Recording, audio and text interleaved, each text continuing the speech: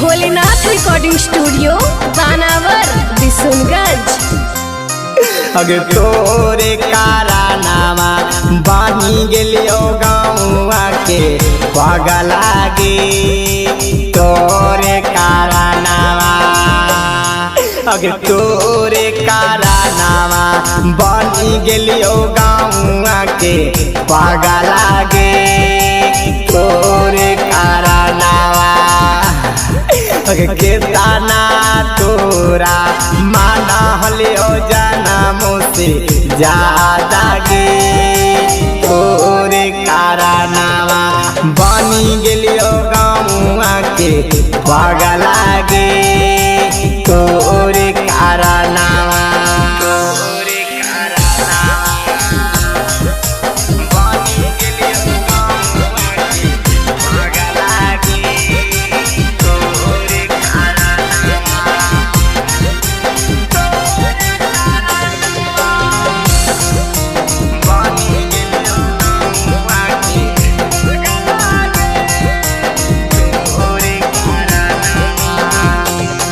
अगे बागिया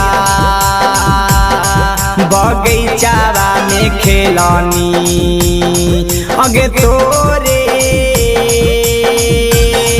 आंगनावा में खेलनी अगे ताबो काहे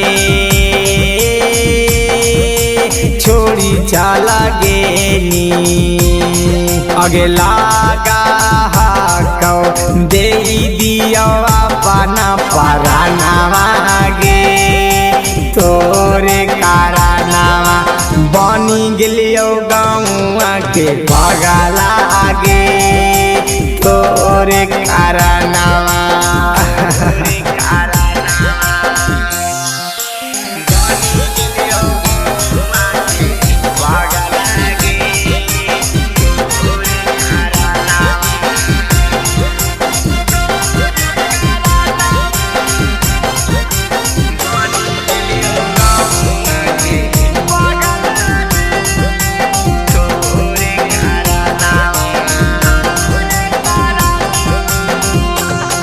अगे मीठी